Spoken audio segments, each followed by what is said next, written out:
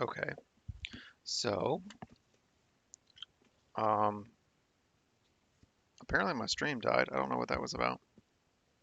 I do apologize. Ooh,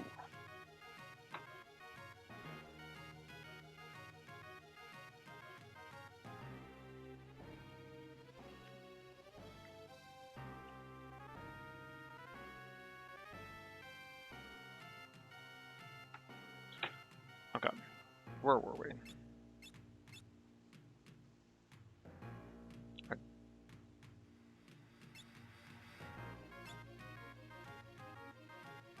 all right, so we will give one mithril shield and now plumed hat. Okay, mithril armor, blah blah blah, silver plate, silver robe.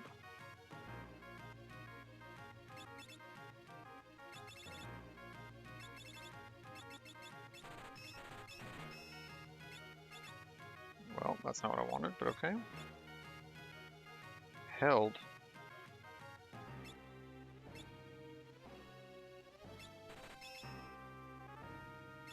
I mean, I have them.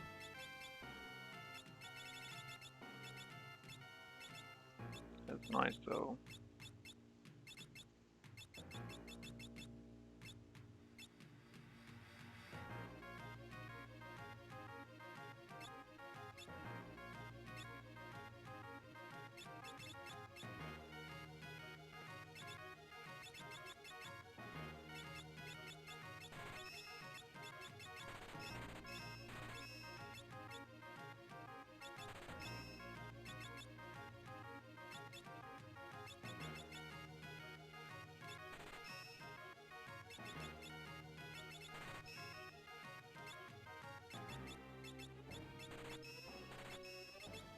There's no reason to hold on to that.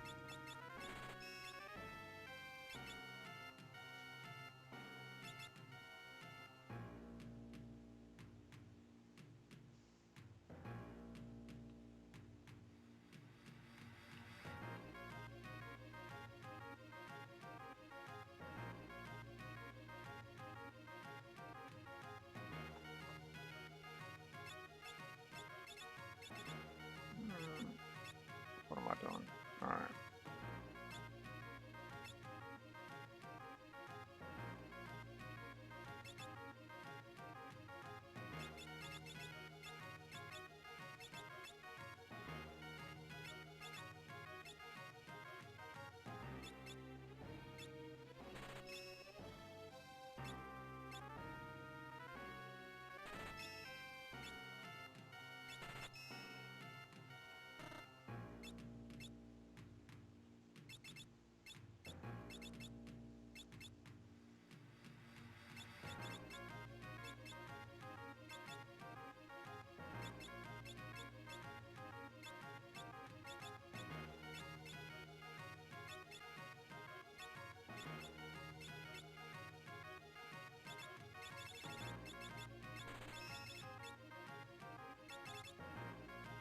Wait, what?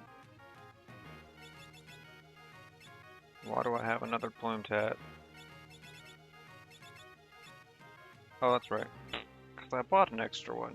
Haha. I'm a genius. Alright. Anything else we can sell? Shouldn't need these anymore.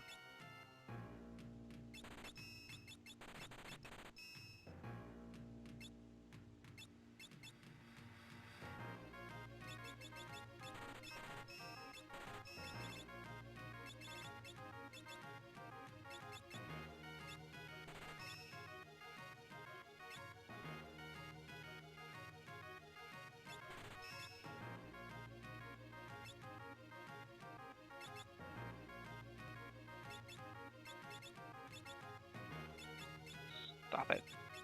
Just stop it.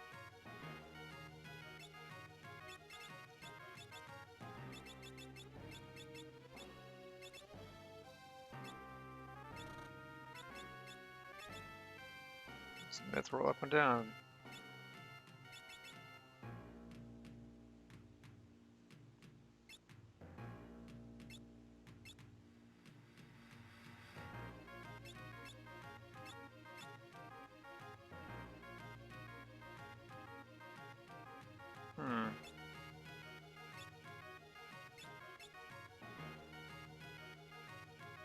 grind for a bit. How much do I need to? Oh, we can go ahead. That's fine. Anyway, what I was saying in the last stream before it crashed is this interesting connection between the thyroid and the brain. Obviously, your brain is like the supercomputer, right? Keeps things going. And it coordinates with various parts of your body to keep the party going. And so it's relying on certain signals from the thyroid to tell the thyroid what to do. And it's waiting on signals from the thyroid so the thyroid can tell the brain what needs to happen next, and it coordinates a lot of your bodily functions that way. Kind of take it for granted that your thyroid is doing what it's supposed to do.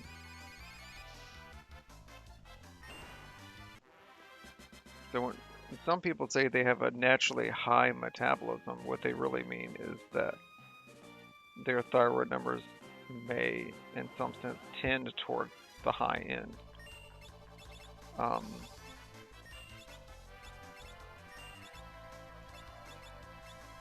The problem is when it becomes uncontrolled, right? To the point where, like I was saying earlier, that your heart starts beating faster than it's supposed to, that you're not sensing cold the way that you're supposed to.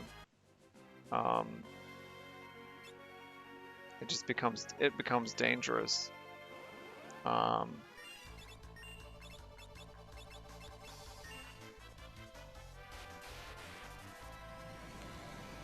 And so Graves' disease ends up putting out these autoimmune, I don't know how the best way to put it. Like, it's sending out false signals to the brain about how much thyroid is really needed in your body. And so that's how you end up with more than is necessary. Excuse me, sir. Excuse me, old man. Oh, I forgot about this part. I don't need that.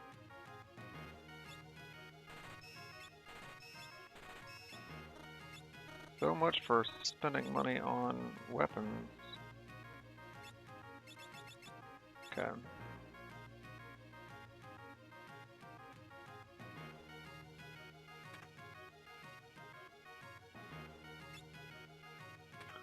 Yeah, weapons and armor can wait, I guess.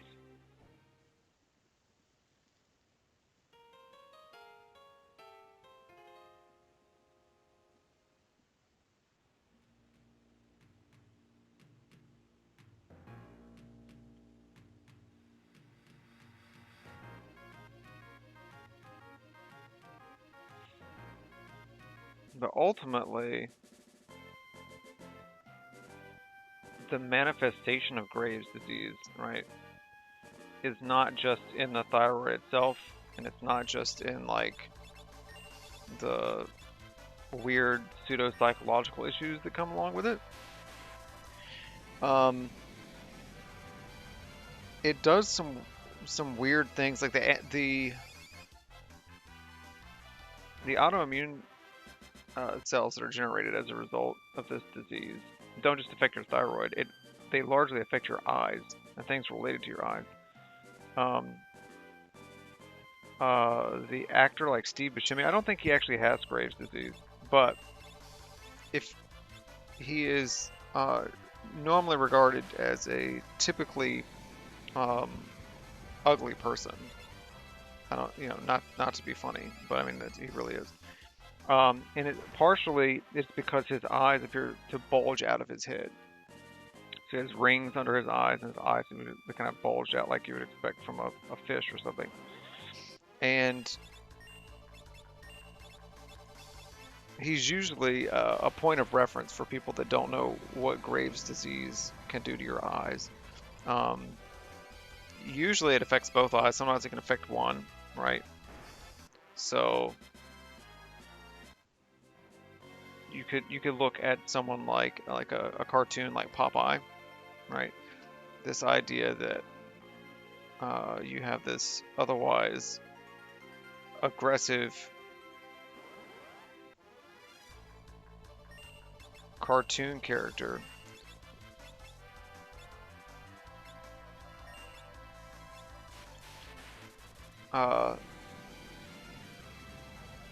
There's this weird overlay. I mentioned this in one of my previous runs that, like, as a matter of fact, I think it was the most recent Pokemon Red Blue that I did. But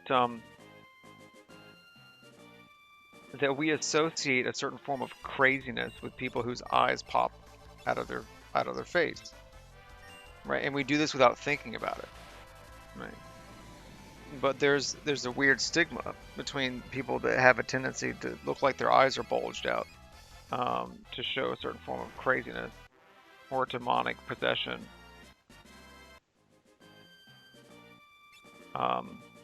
And that's unfortunate. And I don't know how deep that runs in terms of history.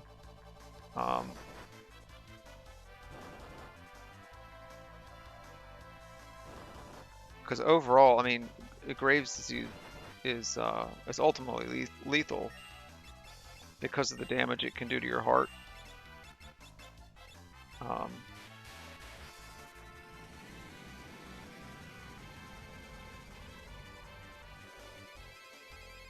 On top of that, it can also lead to behaviors that are very socially isolating.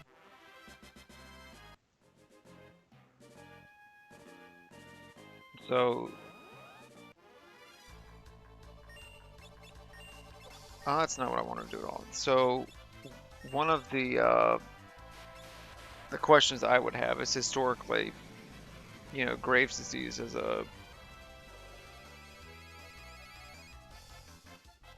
a real percentage of the human population, how much of that has really led to the stigma of demon possession and craziness being associated with popped out eyes.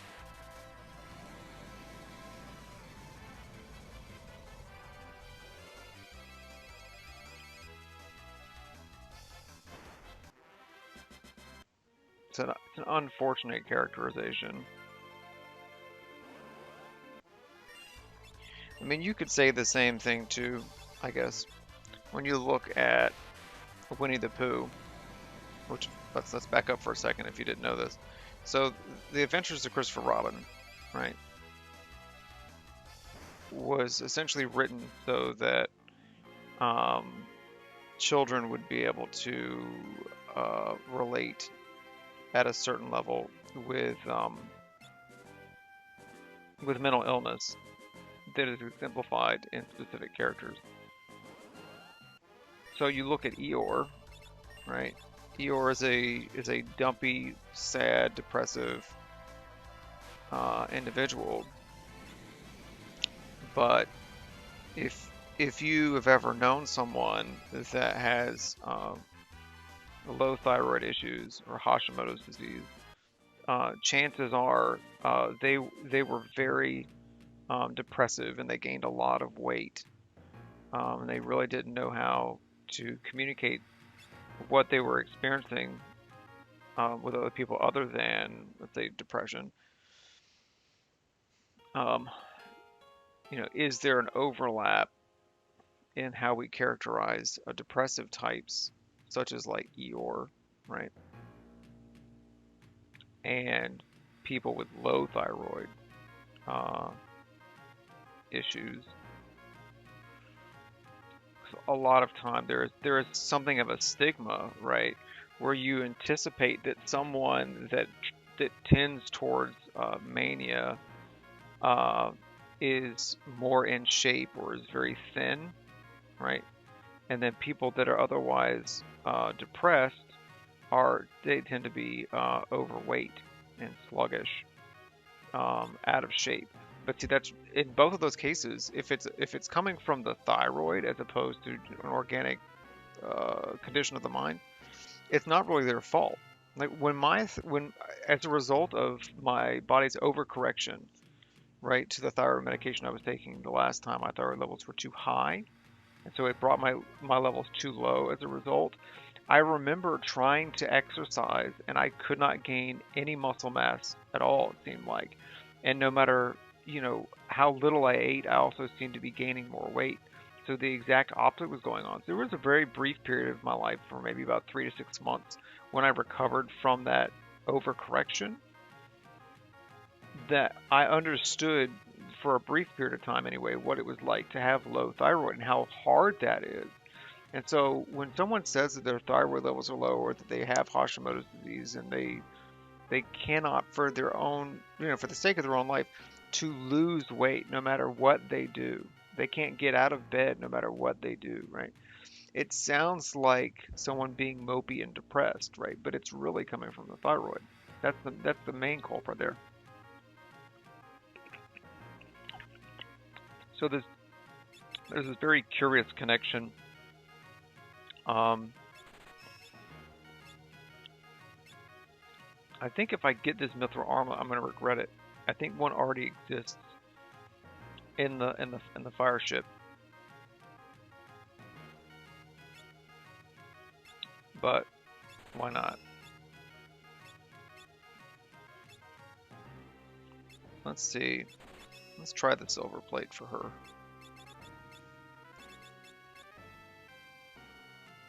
Absolutely not.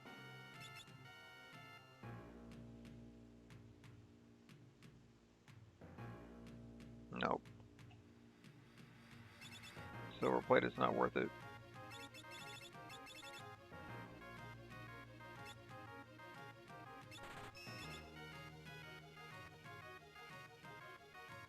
How many?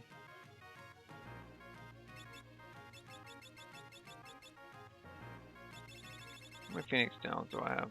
7? That's ugly. I don't know if I can do that.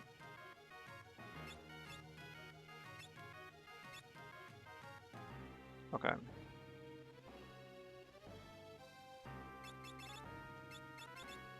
Well, that's what I wanted to do. Alright, alright.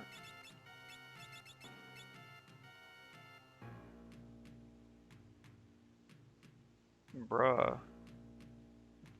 That's not good at all. Get that out of my inventory. Never let me buy that again.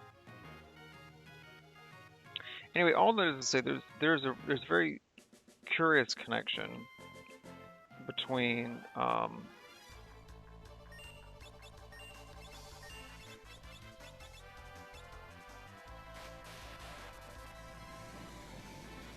between the mind and the body, specifically between the thyroid and the brain.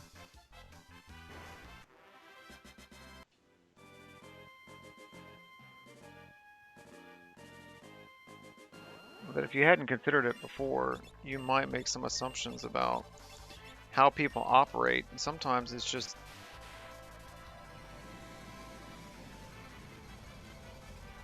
the various glands in their body are not really communicating with the brain properly. And it's largely not their fault, nothing they can do about it.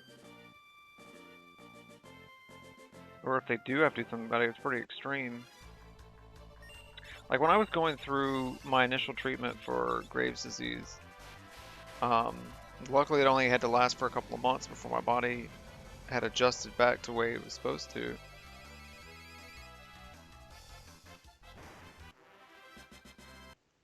Hold on, just a second.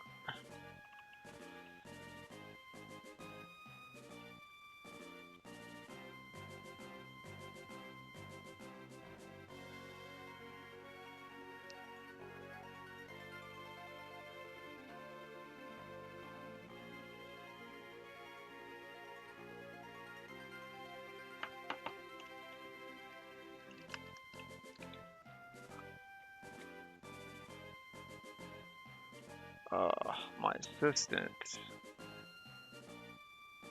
at work doesn't know what he's supposed to be doing right now.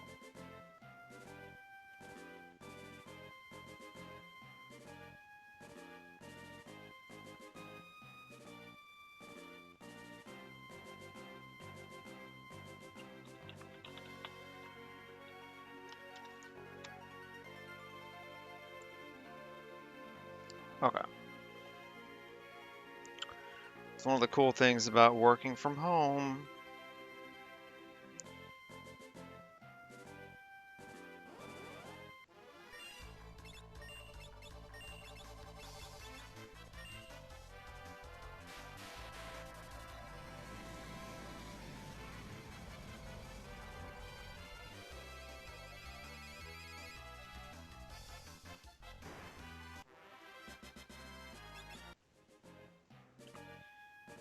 I mean, it's something worth considering too in general when you're examining someone's mental health or mental state. Um, to appreciate that there's probably a factor of that that has nothing to do with their brain.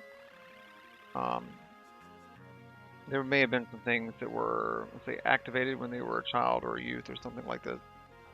Um, but you know, that was out of their control. And then on top of that, if they have some kind of ailment, so if you're looking at the thyroid, that's one thing.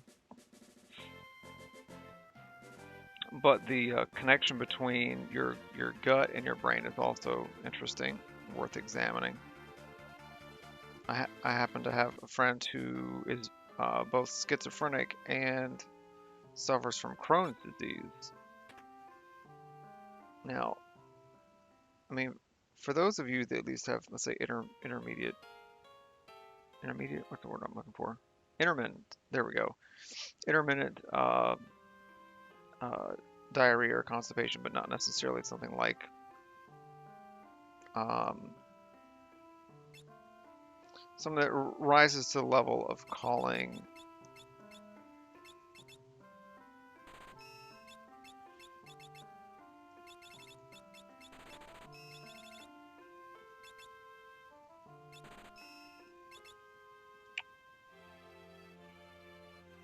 let's say irritable bowel syndrome, right? We won't call it that. You know that when you have to deal with those issues, that it can cause periodic um, and short-term effects on your mood overall. Okay, especially if you're talking to someone, you're trying to have a real conversation with that person,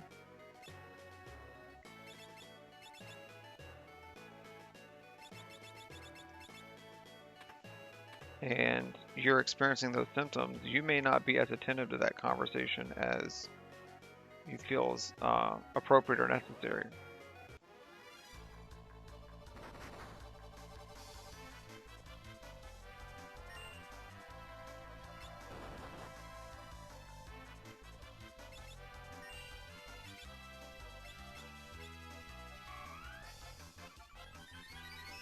Wait a second. Wait.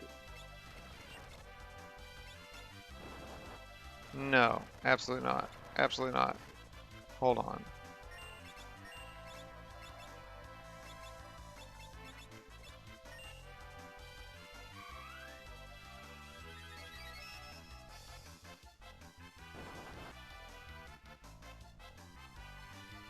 We were running from this battle. Thank you very much.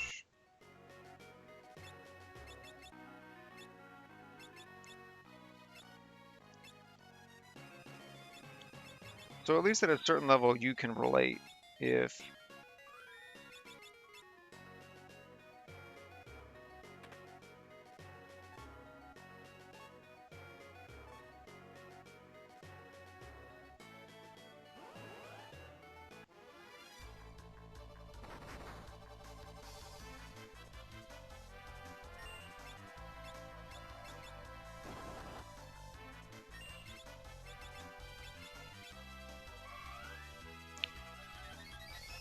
so at least in the short term, you understand how impactful those conditions might be to your overall disposition, like how it is that you interact with other people.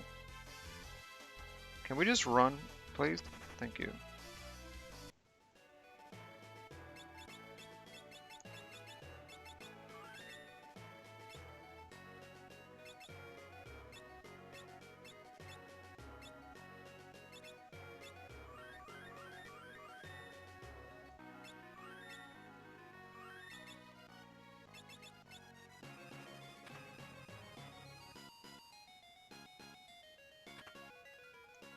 All right.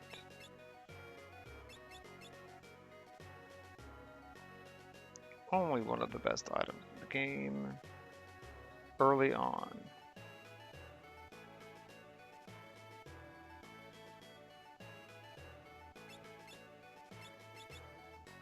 Yeah.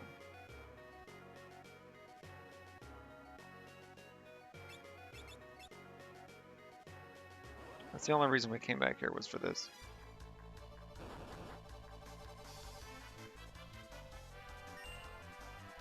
So it's called Jack and Apes in this game. I don't know why. That's why I like the Elf Mantle. That was very nice.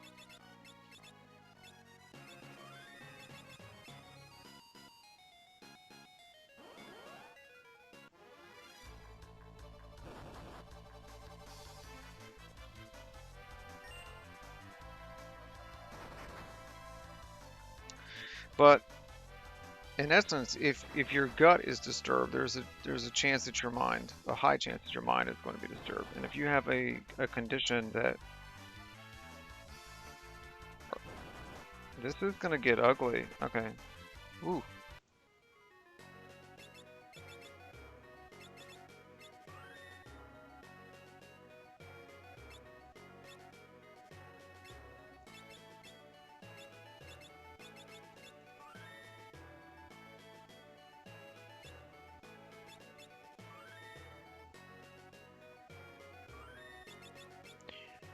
Alright, let's see if we can get out of here without 2 fights.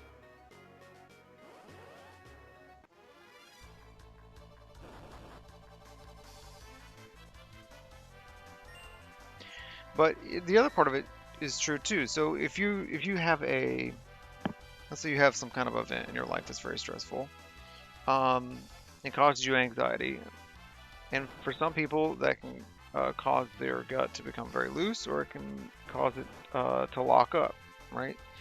Um, and this is a universal human experience.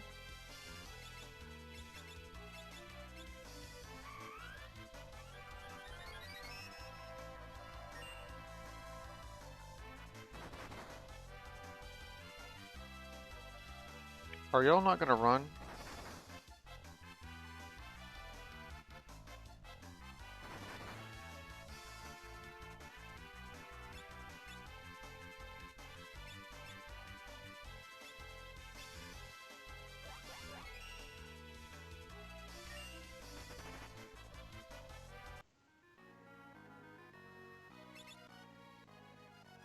Oh wow, doesn't even have.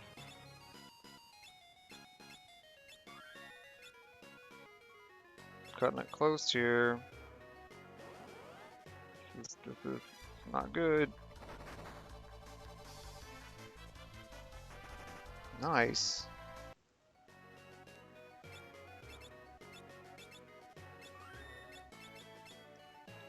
So in that case, your mind can help foster the conditions for an upset stomach, we'll say. But at the same time, your gut can also help produce the symptoms of um, anxiety. There's, like for instance, one of my personal triggers for a panic attack can be like a very strange pain in my stomach.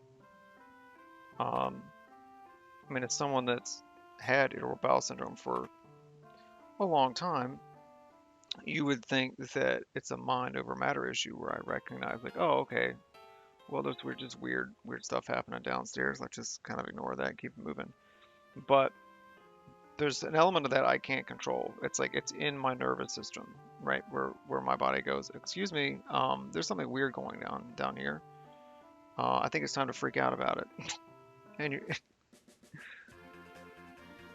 so in that sense, your mind and your body are not they're not working together as friends on this issue.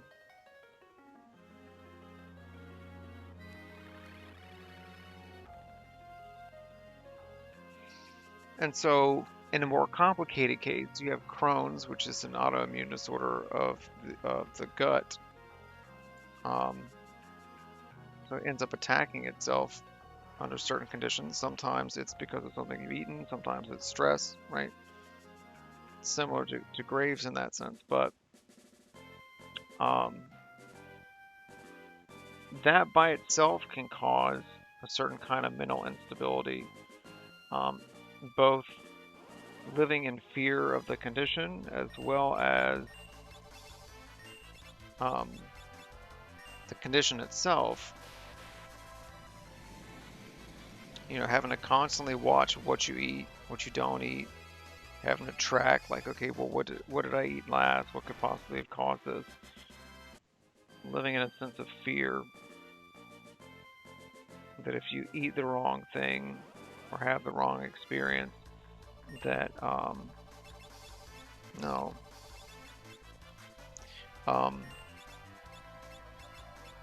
Dang, it really does not want me to get back there.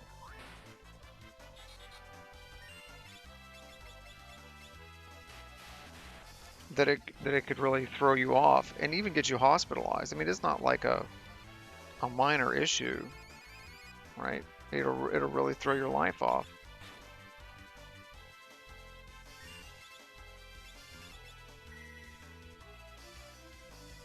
And in fact, I actually knew someone with Crohn's disease, one of my coworkers, who would routinely eat whatever she wanted, even though I knew some of the things that you were and were not supposed to eat.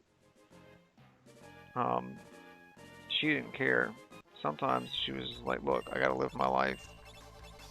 Sometimes I want to enjoy something that I know is not good for me, and then goes for it. I'm like, okay.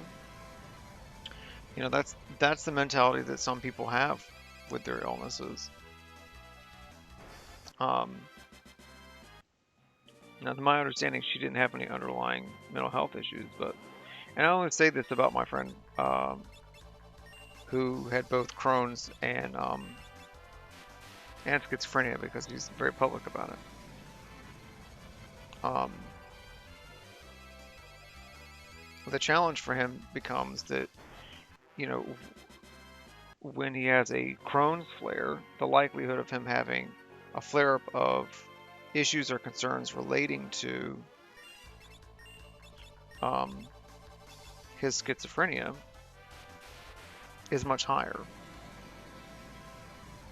And when he's having, you know, a schizophrenic episode, or, you know, I don't know how you call that, because schizophrenia doesn't really go into remission, so far as I understand it.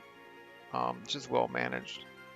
Um, but if his symptoms start becoming more challenging, we'll say, right, they're causing a more of an interruption to his life. Um, the chances of him either having a Crohn's flare or making, you know, decisions about his life that could lead to a Crohn's flare, right? Um, that increases. And so those two conditions do not play well together.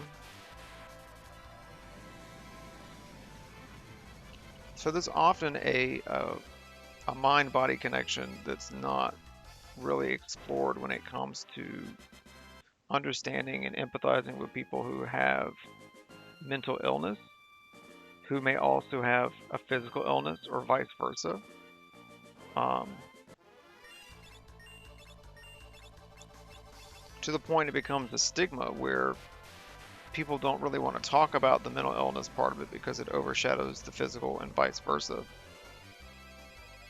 Like, I was able to casually speak about the overlap between, um, we'll say, mania or hypomania type symptoms um, and Graves' disease manifestations. But that's partially because I'm playing video games at 5 o'clock in the morning. You know what I mean? Like, I'm the kind of person at this stage that doesn't really. Not only do I not care about the stigma behind it, I understand that it needs to be talked about. It needs to be understood, and I'm not afraid to talk about it. It doesn't bother me. Um, you know, generally speaking, I talk about it just about anybody that's willing to listen. Um,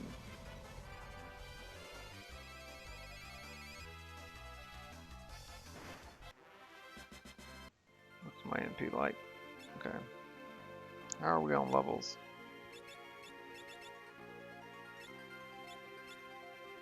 Yeah, I'm officially over leveled.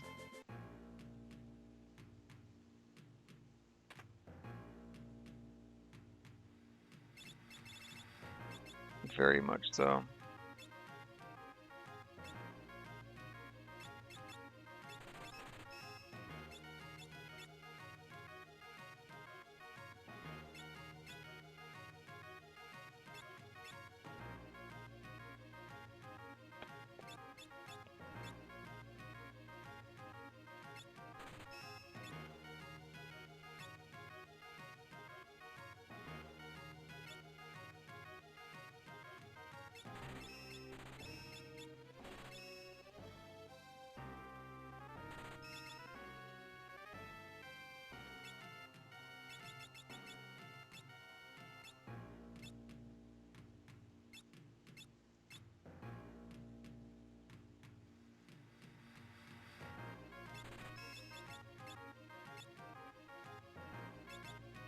is going to be interesting. I'm preparing for the next part of this game as I'm thinking through this.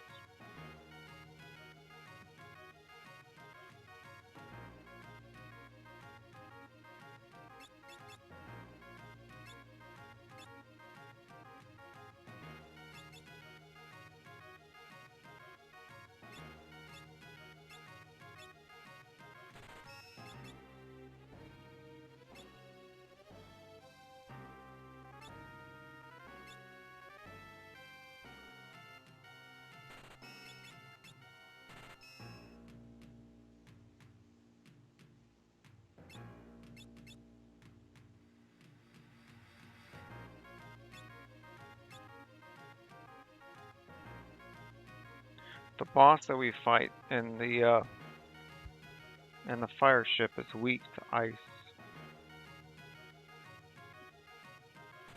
Let's just do that. And then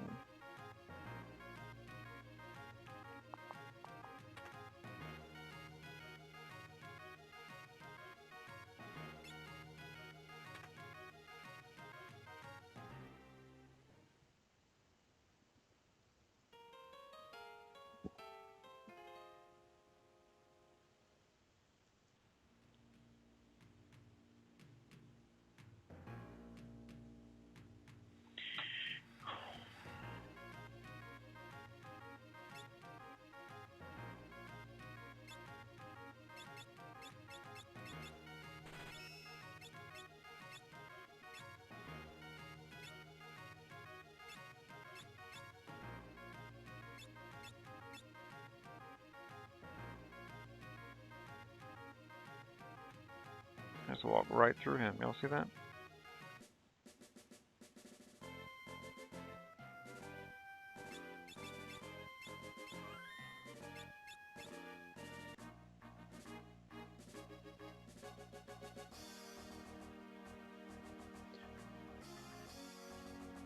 It's another one of those tracks that I enjoyed from the original game, where the bass tone is a bit weird.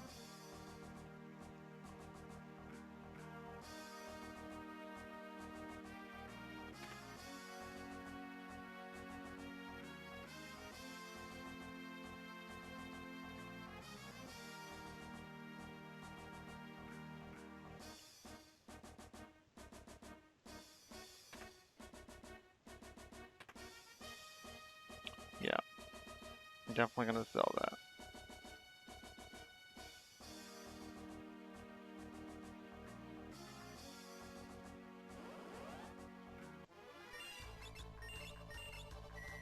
Oh, I never took them off the back row.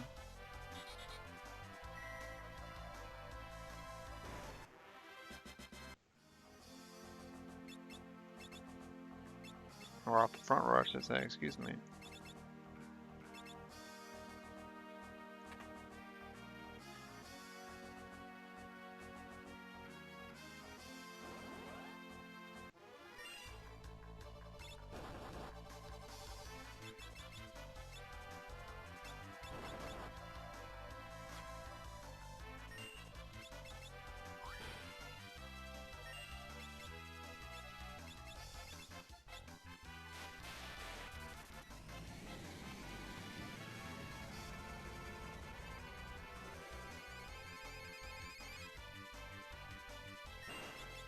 I think they're weak to ice. What do you think?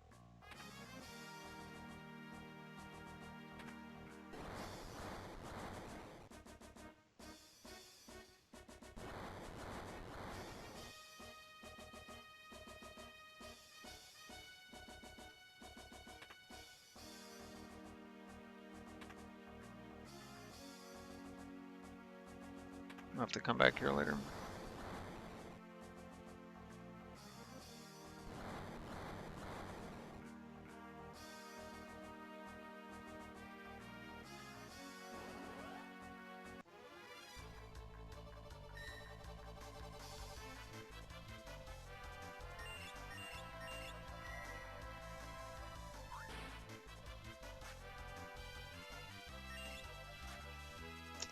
Well,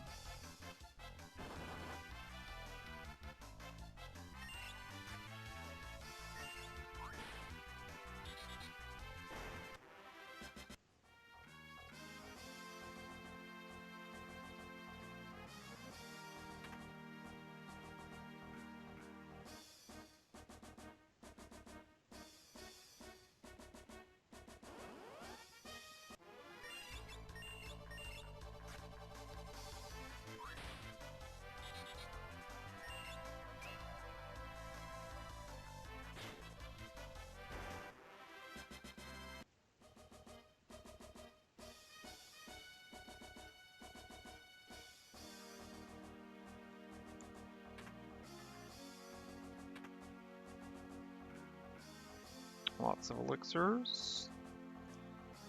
Things that won't matter for another 15 hours. But okay.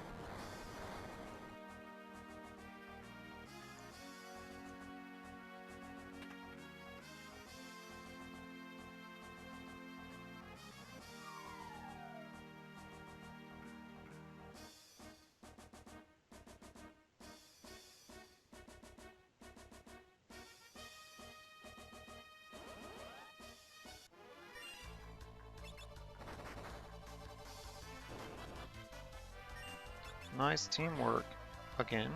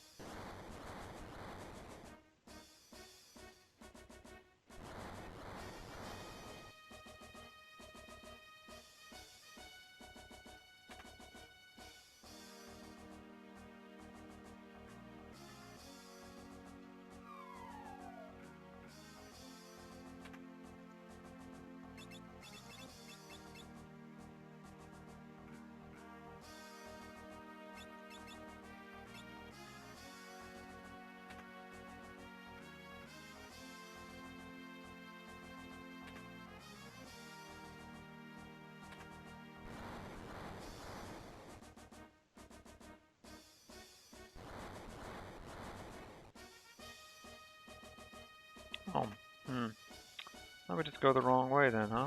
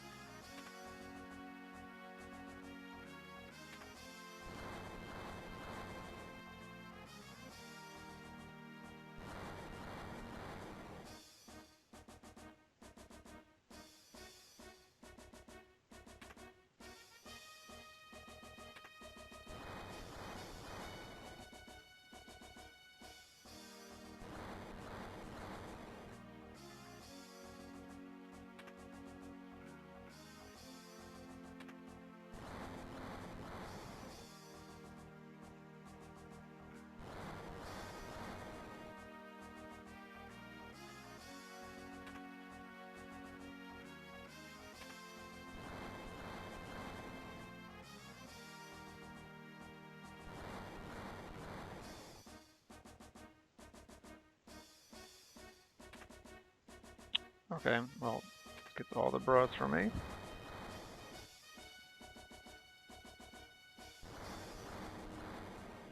I thought there was another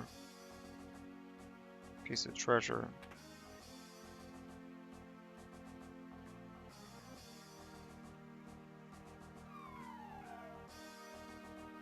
Maybe it's here. Yeah.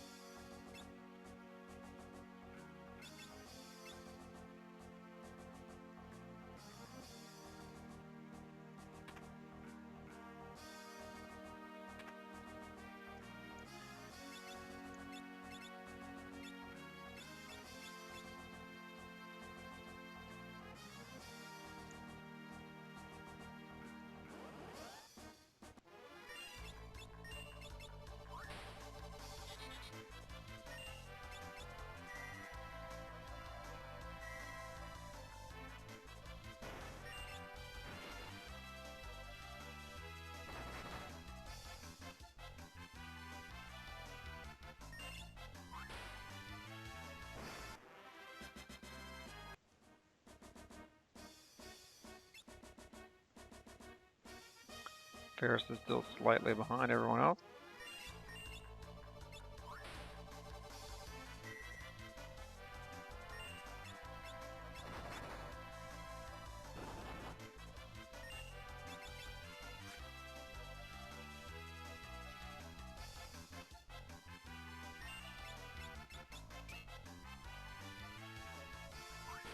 Oh, well, that was unnecessary.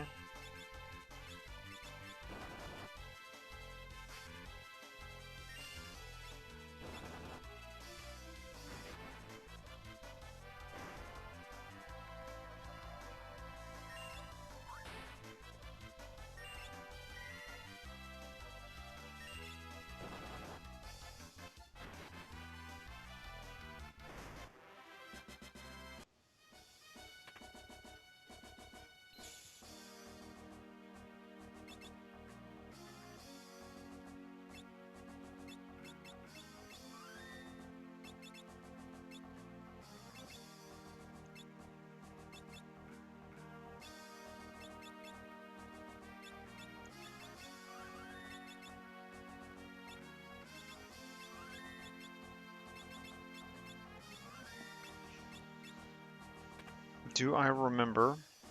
Ooh.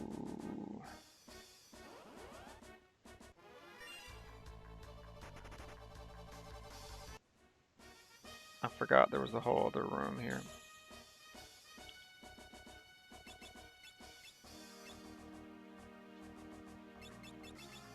Usually I don't use tents this early, but I don't know how many fights we're gonna run into.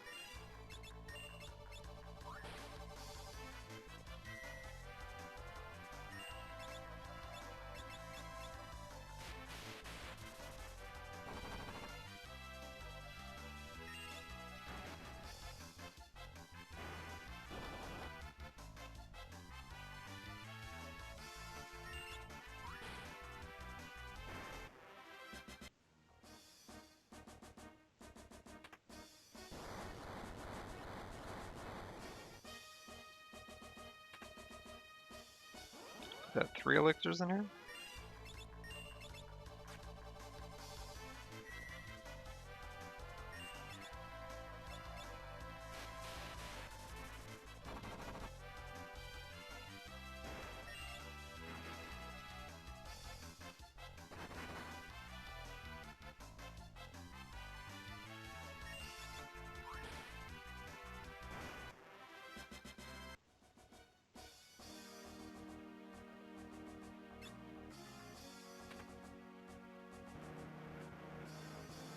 So this boss has 3 stages to it. One is weak to fire, and one is weak to ice, rather. One is, well, I should say vulnerable to ice. One is vulnerable to physical attack. And one you're supposed to leave alone, I think. I don't remember which is which.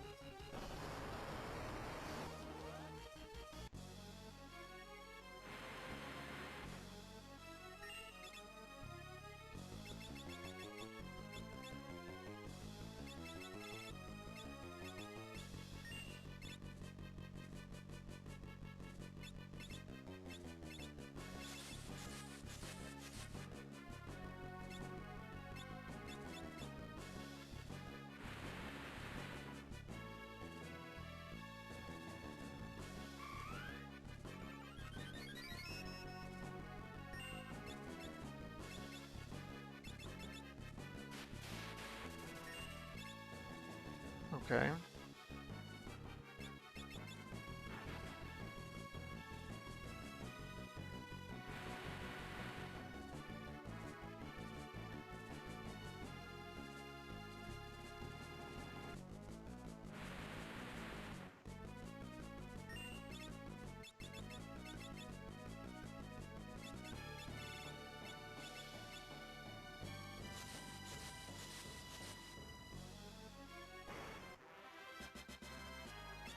There we go. We figured it out.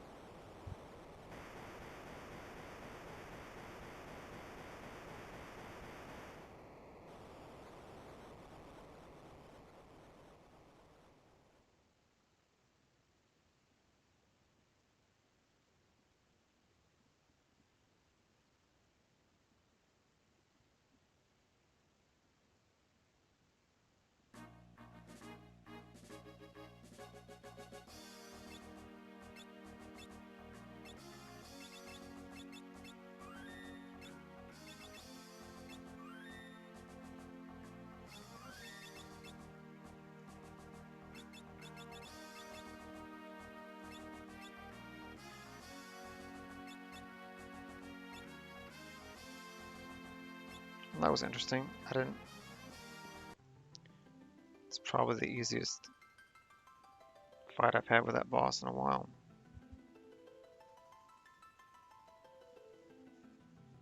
Probably helps that I'm like 3 or 4 levels higher than I should be.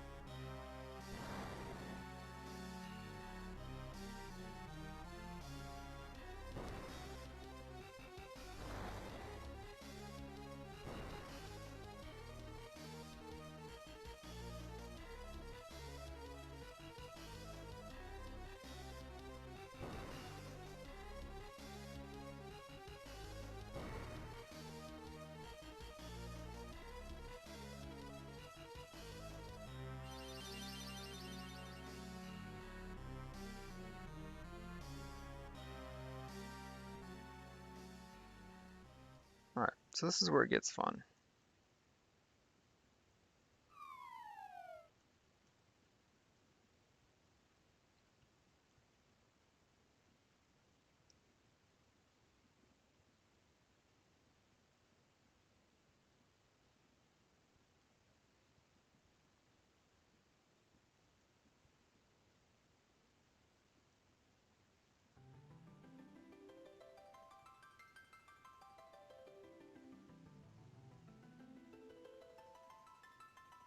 We have 10 minutes to get out of the castle.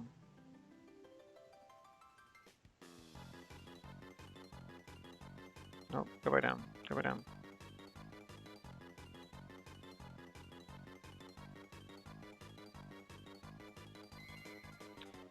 So waste of time to save.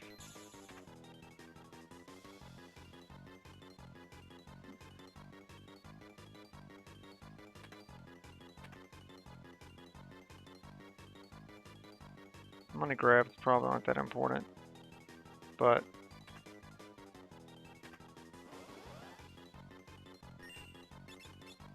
wait, does it pause?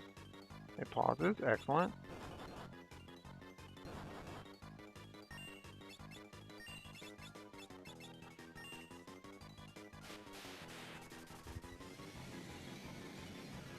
From the time I selected it was 35. It's 25. Okay. Again, item will be nice later in the game. I'm not really interested in the treasures in that room.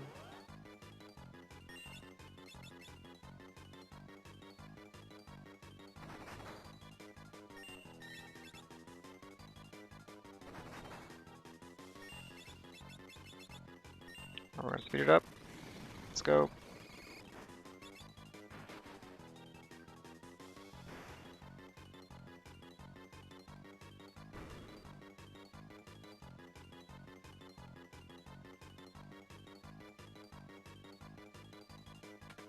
My main priorities are the 2 treasures up top.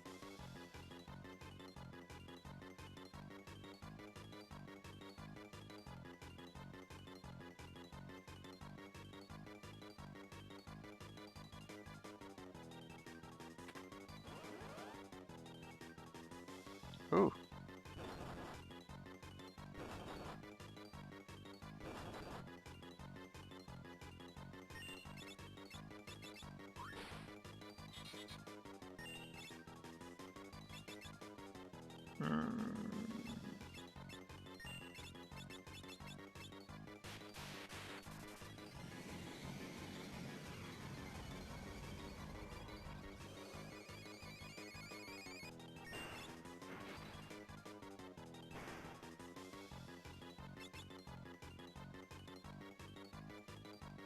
Alright, we'll equip that later. Oh my goodness. It's one of the best relics in the game. Don't want to miss that.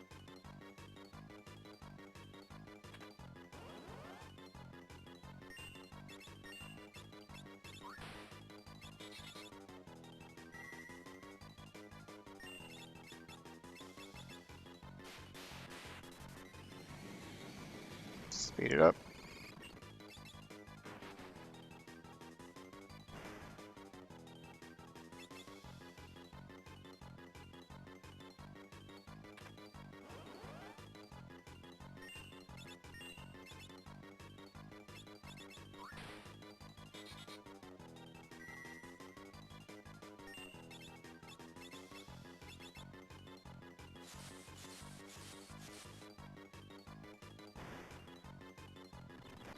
Is it really worth that? How much? No.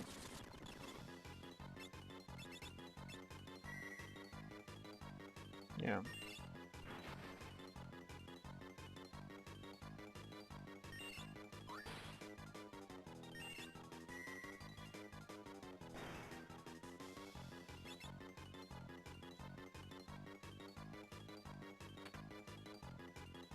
I usually don't grind that out.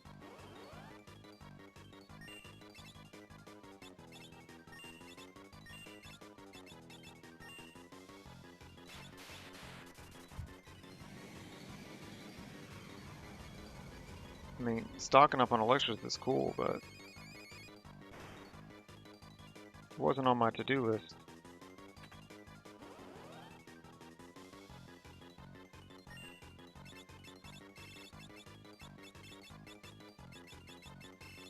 Wait, where my rod's at?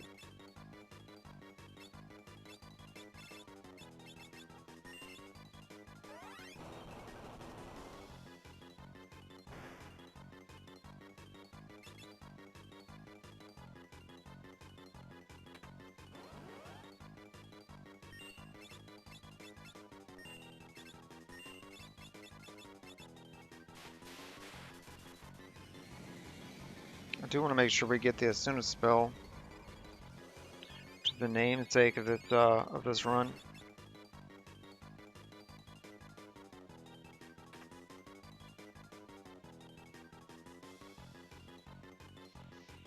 We should have time for that.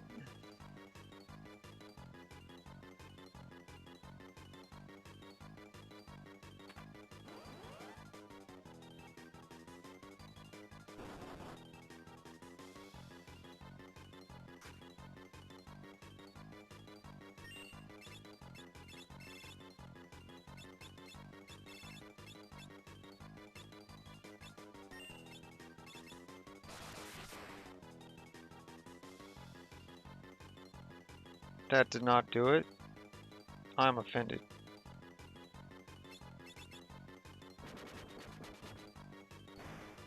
Oh.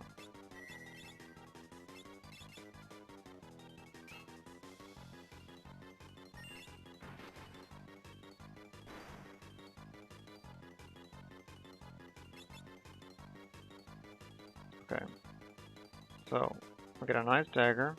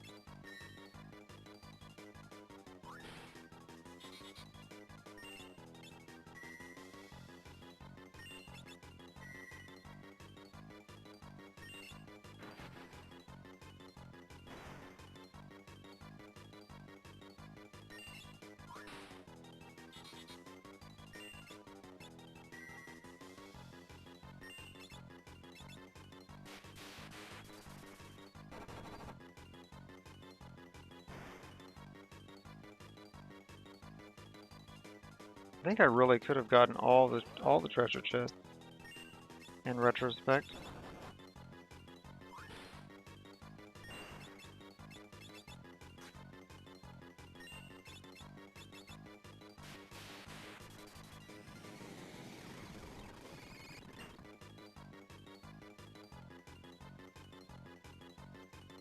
Let me try something.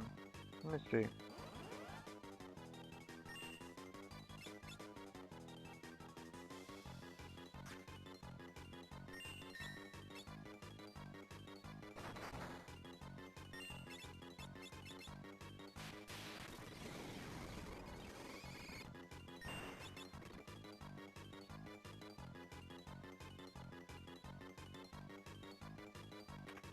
No, that's it.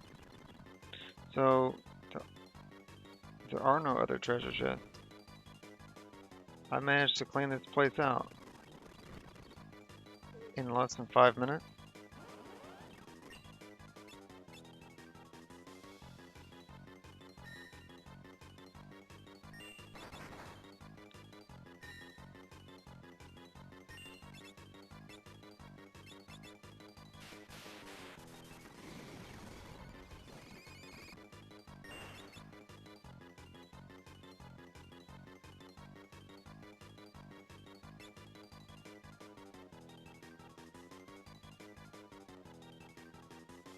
Oh, the timer's still going. I'm just in here chilling.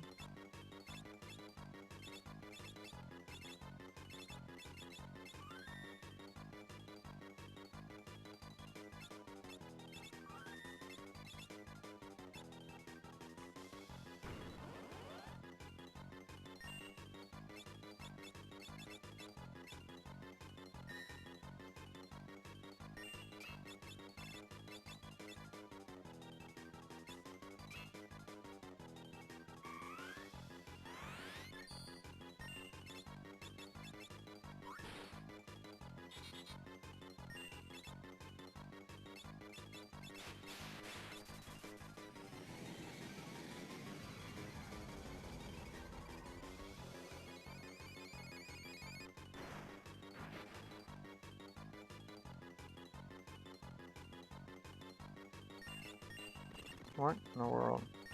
I thought Ferris went first.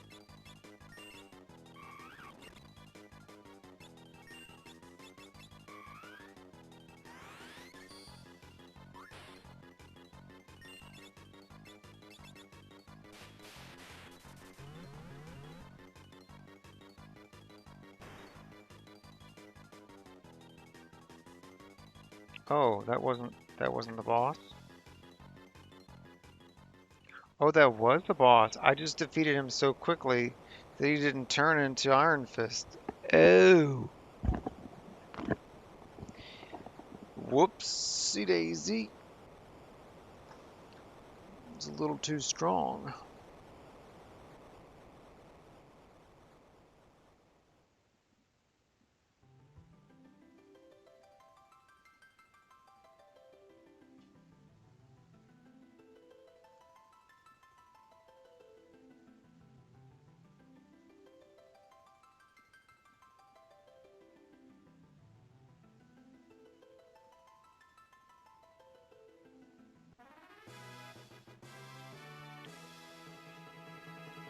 Yo, I think I missed an opportunity.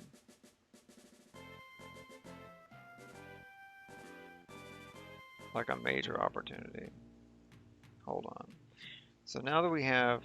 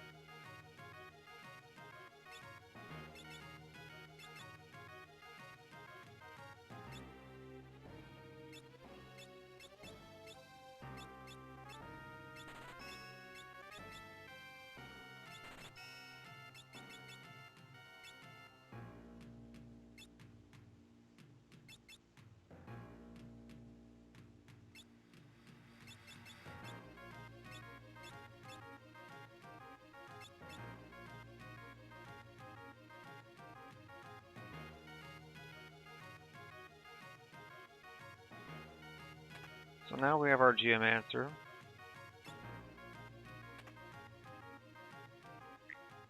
I feel like I'm going to regret it.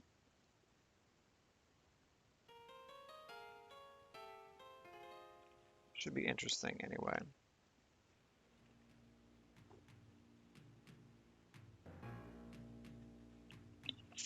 Okay.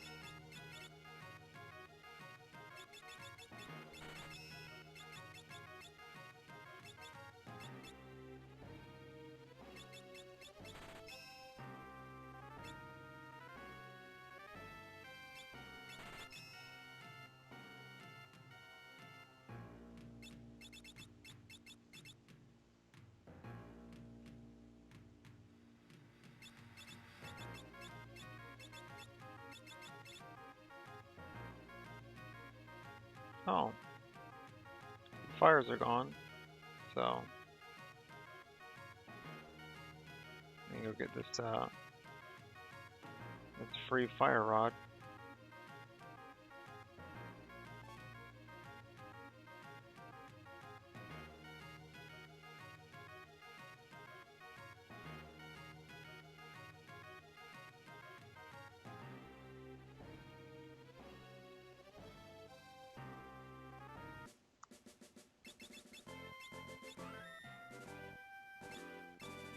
Also, when I started this run, I was talking about me giving out my expert opinion on certain medical and mental conditions. That was, wait a second, let's just see what Gaia does. See, Gaia is a weird move.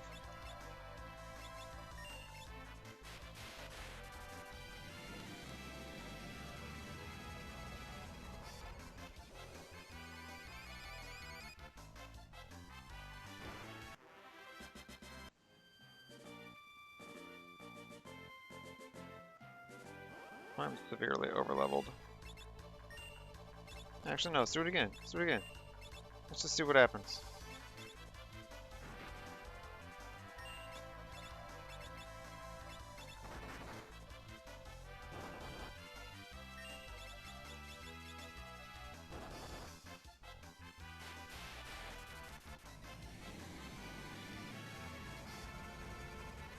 But yeah, I hope you understood that with sarcasm.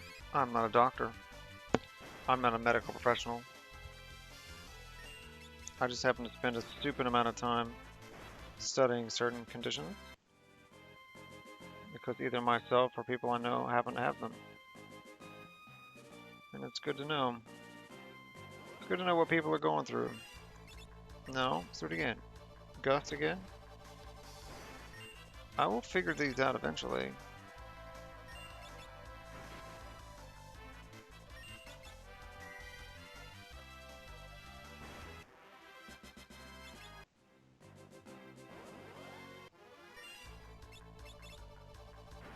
Wait, does it pick a random target? It picks a random target. That is offensive.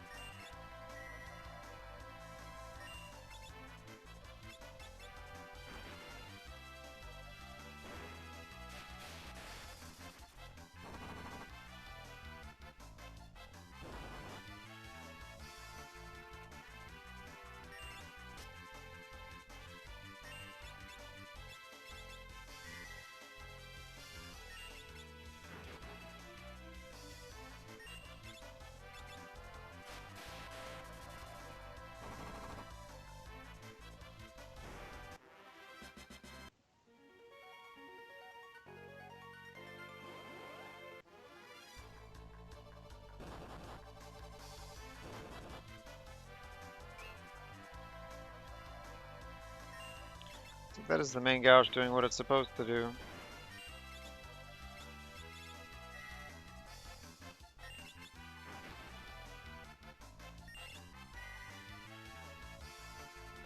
It's got some ridiculous like 25% chance to block physical attacks.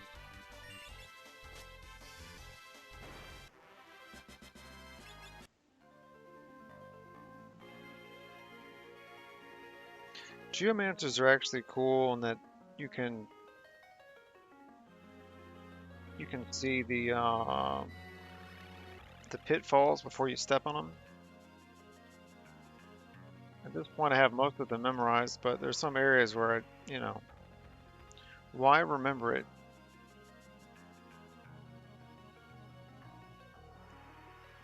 When Geomancers can do it for you, right?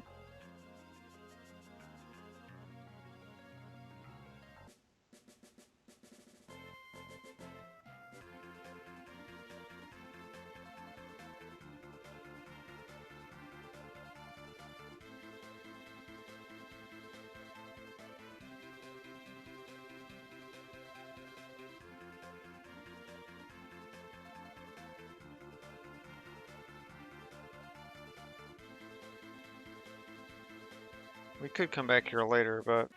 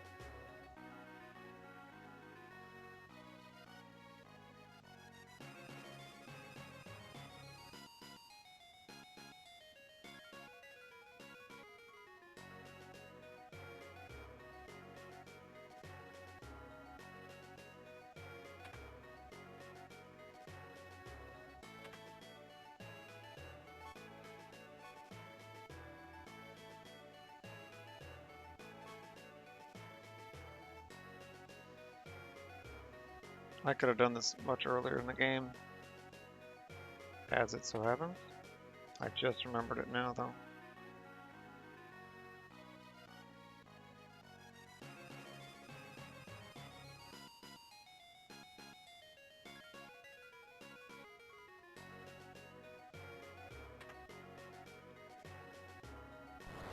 What reminded me is the fact that I now have a Geomancer, which I never have to deal with.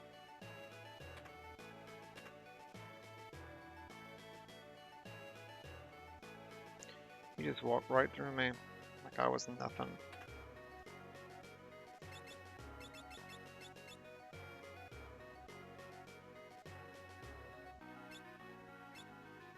I don't know. Does it attack all enemies? It's literally been like over 10 years since I've ever used the Geomancer class in Final Fantasy V.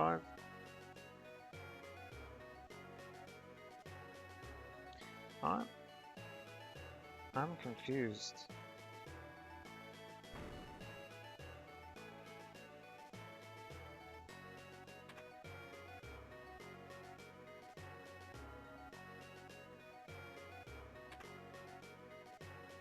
Oh, okay.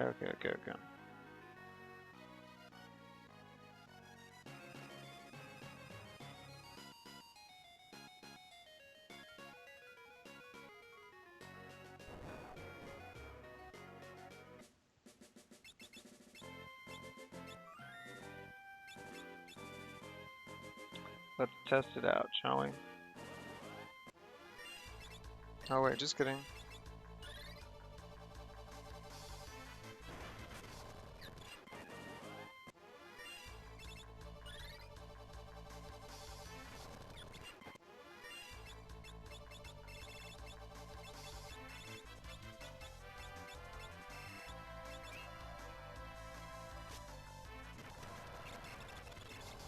I mean, I guess it's cool.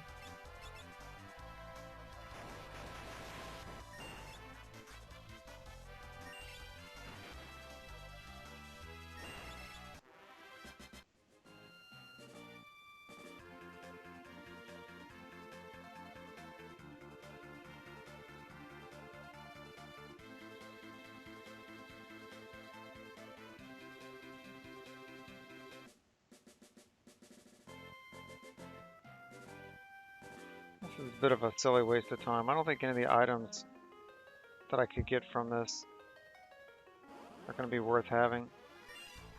At least not for the time it's going to take to get to them.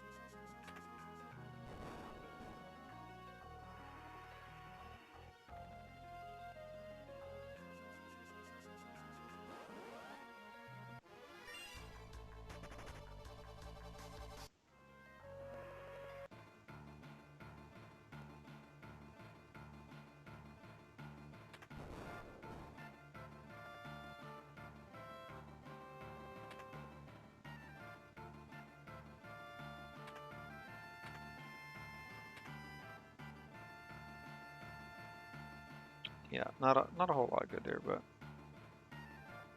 let's go check on Boko.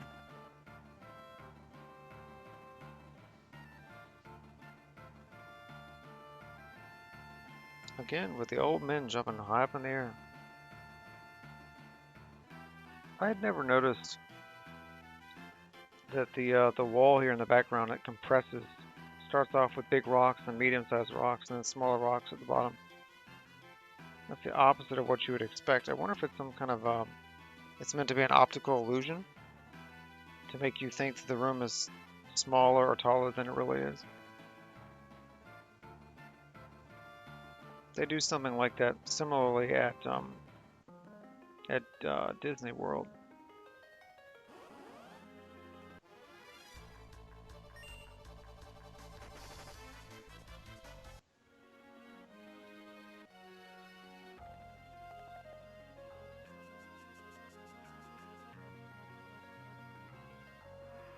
It just occurred to me that Mog in Final Fantasy VI is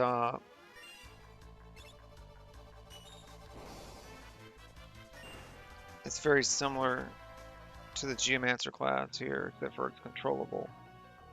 And there's only one ability it can do in 5.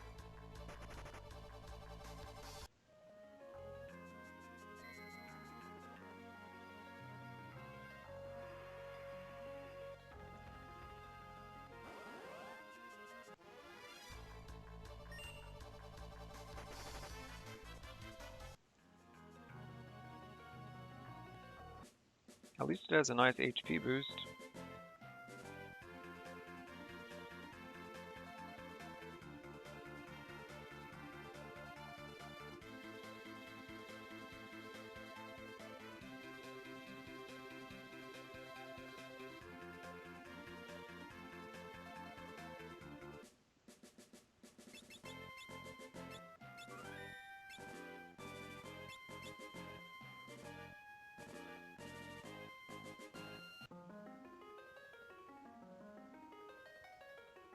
Now we might actually be able to progress the storyline a little bit.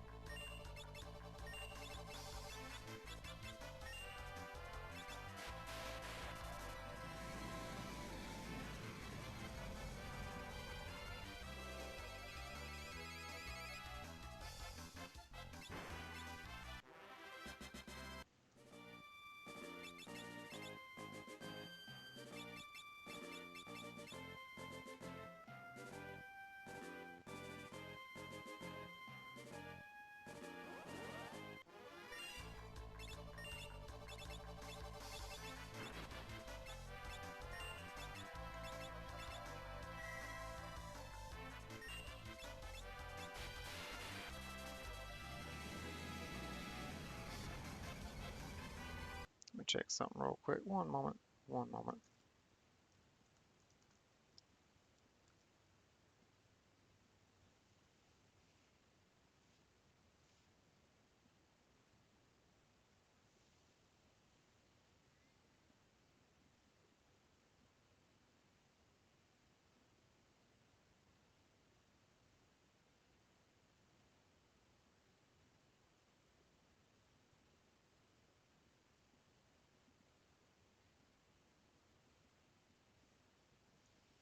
Oh. Apparently you can buy the Diamond Bell.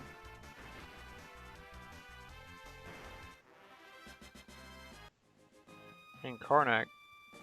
I didn't see that. Maybe I just overlooked it because I'm never...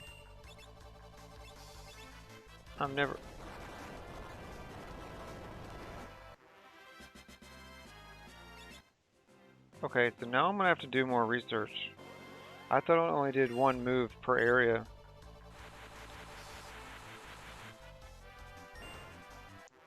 Bruh. God, it's surprisingly nice if it weren't so random. So I guess he is more like Mog than I previously thought.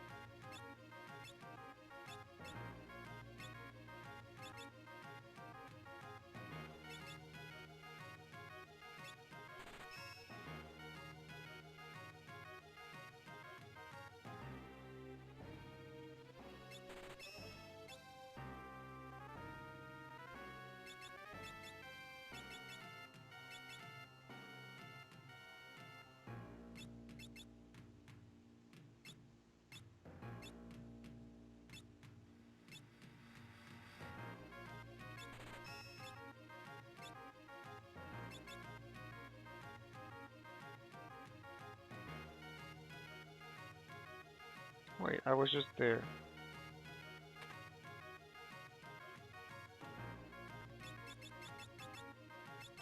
It says you can buy the diamond belt in Karnak, which is not true. The internet has lied to me.